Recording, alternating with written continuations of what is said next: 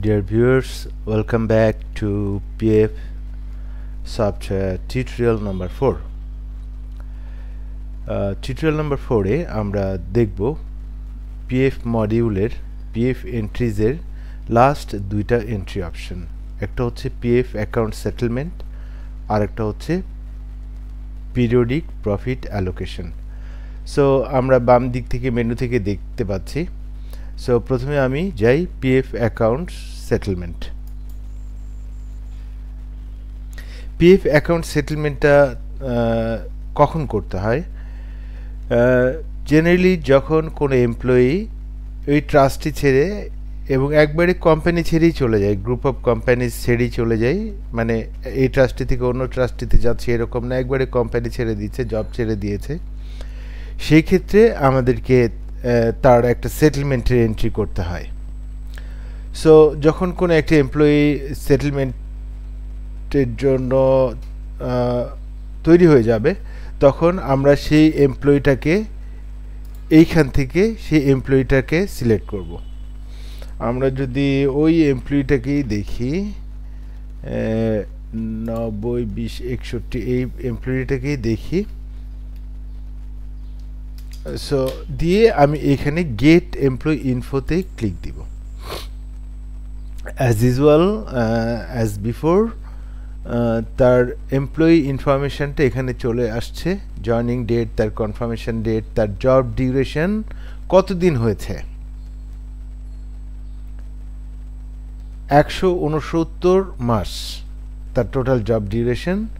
So তার contribution পাবে সে 100%, employee এবং এমপ্লয়ার কন্ট্রিবিউশন পুরোটাই সে পাবে, তার কাছে কোনো কর্তন করা হবে না। এখানে জেনারেল রুল আছে যে 3 বছরের কম হলে জিরো কন্ট্রিবিউশন, মানে শুধু তার কন্ট্রিবিউশনটুকুই পাবে, এমপ্লয়ার কন্ট্রিবিউশন পাবে না। যদি 3 বছরের অধিক 5 বছরের কম হয় তাহলে সে 50% পাবে, 5 বছরের অধিক কিন্তু 7 বছরের কম যদি হয় তাহলে সে 75% পাবে, আর যদি 7 বছরের অধিক হয় তাহলে সে 100% পাবে। তো যেহেতু এই এমপ্লয়িটার জব ডিউরেশন অনেক বেশি, সো সে এমপ্লয়ি কন্ট্রিবিউশনটা এখানে 100 পাচ্ছে। এখানে আমরা তার পিএফ সেটেলমেন্ট ডেটটা দিব, যেই ডেটে যে সে রিজাইন করেছে, বেসিক্যালি যেই মাসের শেষ তার কর্মদিবস ছিল সেই ডেটটাই আমরা তার সেটেলমেন্ট ডেট হিসেবে এখানে দিব। তারপরে আমরা তার এখানে রিজাইন ডেট দিব, এগুলো দিতে হবে না। আমরা একটা কোনো রেফারেন্স নাম্বার চাইলে দিতে পারি, এখানে একটা ডেসক্রিপশন চাইলে দিতে পারি। আর তার পিএফ অ্যাকাউন্ট ইনফরমেশনটা কিন্তু বাম দিকে চলে এসেছে, আমরা দেখতে পাচ্ছি। এমপ্লয়ি কন্ট্রিবিউশন ব্যালেন্সে তার জমা আছে 3,10,784 টাকা, এমপ্লয়ার কন্ট্রিবিউশনে তার জমা আছে 3,10,784 টাকা। সো এরকম আমরা এখন, যেহেতু এখানে অটোমেটিক হয়েছে সব কিছু, যেহেতু তার 100% কন্ট্রিবিউশন, এখানে তার ফরফিট অ্যাকাউন্টে 0 এসেছে, অর্থাৎ তার কোনো ফরফিট হবে না, তার পুরোটাই সে পাবে। তাহলে তার যদি আমরা সেটেলমেন্ট করি পিএফ অ্যাকাউন্ট থেকে সে 9,91,920 টাকায় পেয়ে যাবে।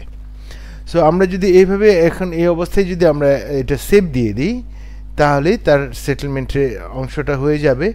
এরপরে তাকে আমাদের এই অ্যাকাউন্টটা পে করে দিতে হবে আরেকটা এন্ট্রির মাধ্যমে তাকে।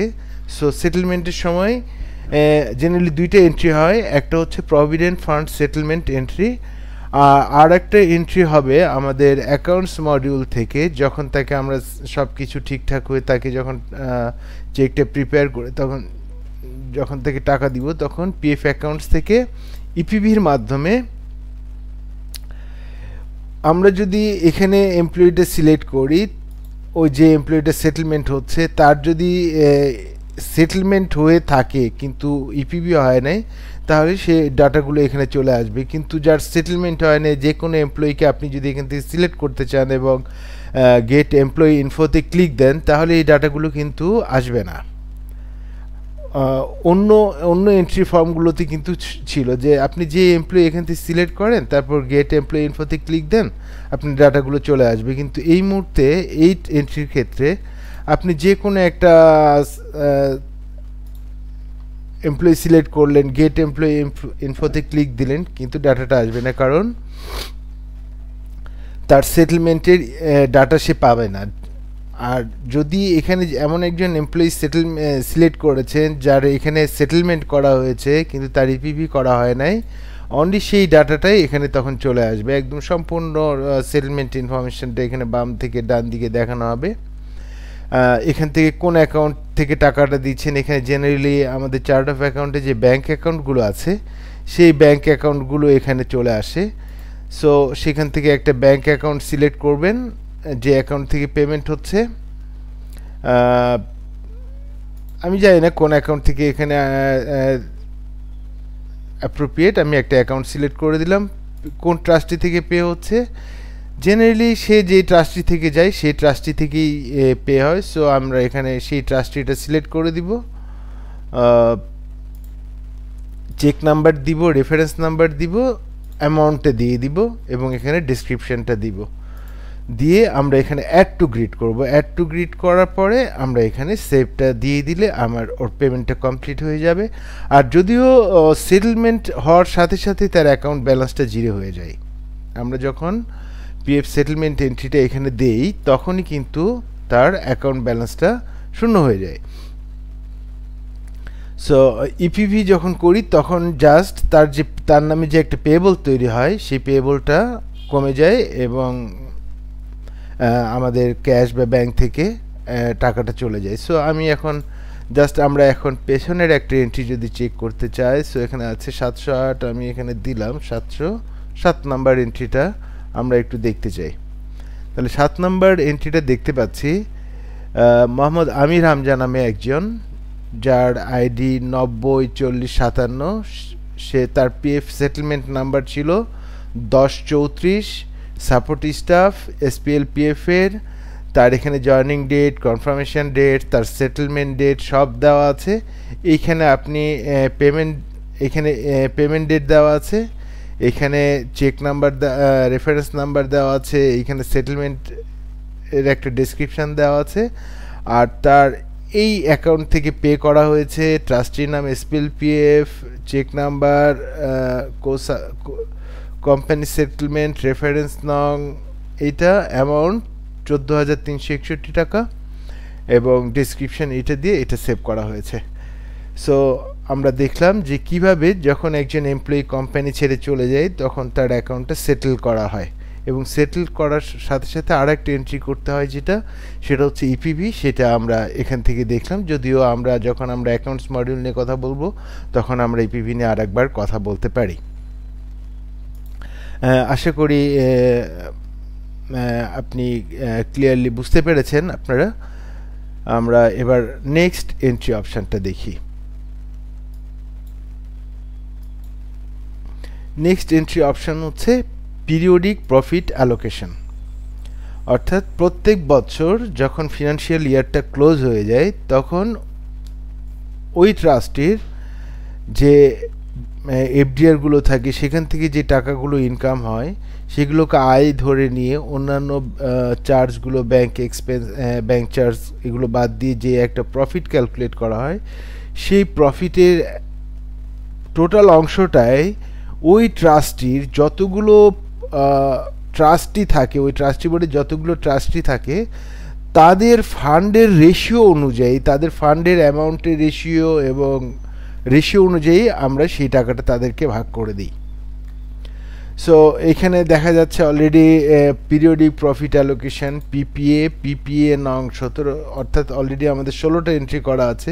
সো আমি যদি 16 নম্বর এন্ট্রিটা একটু দেখি, এখানে দিয়ে 16 নম্বর এন্ট্রি দিয়ে সার্চ দিলাম,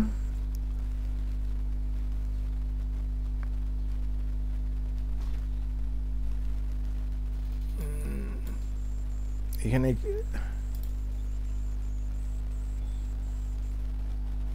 আমি যদি 12 নম্বর দিই,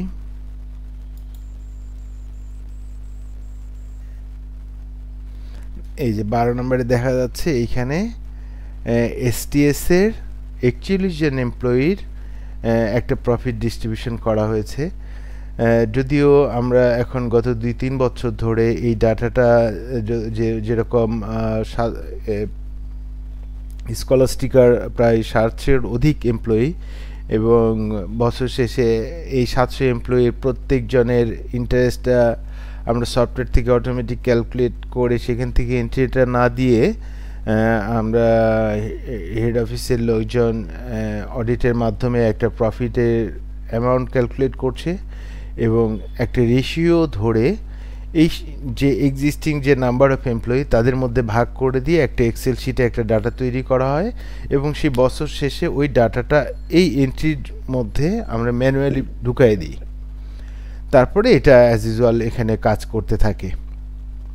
সো এইখানে সরাসরি গত 2-3 বছর ধরে আর লাইভ এই এন্ট্রি ফর্ম দিয়ে এন্ট্রি হচ্ছে না, ডাটাটা ফাংশনালিটি এইটাই থাকে, বাট ডাটাটা এন্ট্রি হয় আমাদের ম্যানুয়ালি। আমরা একটা এক্সেল শিটে ডাটা পাই, সেই এক্সেল শিটের থেকে ডাটাটা আমরা ইম্পোর্ট করে আমাদের ডাটাবেজে নিয়ে যাই, সেখান থেকে আর কিছু ফর্মালিটিস করলে আমরা ডাটাটা অ্যাপ্রোপ্রিয়েট ডাটা হিসেবে পেয়ে যাই, সেখান থেকে আমরা তাদের লেজার ইফেক্ট পাই, সব কিছু পাই। সো এইটার তারপর আমরা শুধু একটু এখানে যদি আমরা নতুনভাবে এন্ট্রি করতে চাই তাহলে কি করতে হয় সেটা আমরা একটু দেখে নিব। সেটা হচ্ছে যে কোন ট্রাস্টির প্রফিট ক্যালকুলেট করব সেটা আমরা দিব, এখান থেকে ট্রাস্টিটা সিলেক্ট করব। কোন ডেটে জেনারেলি এটা ফিনান্সিয়াল ইয়ারের লাস্ট ডেটটাই হয়, যেমন 2025 সালে আমাদের 24-25-এর লাস্ট ডেট হচ্ছে 30/6/2025। আবার last PPA periodic profit allocation date হবে আসলে 30/6/2024। এখানে টোটাল প্রফিটের অ্যামাউন্টটা আমরা ইনকাম স্টেটমেন্ট থেকে দেখে নিব, সেখান থেকে সেখানে প্রফিট অ্যামাউন্টটা এখানে দিব, প্রফিটের রেশিওটা এখানে দিব যে কত হারের প্রফিটটা আমরা দিতে চাই।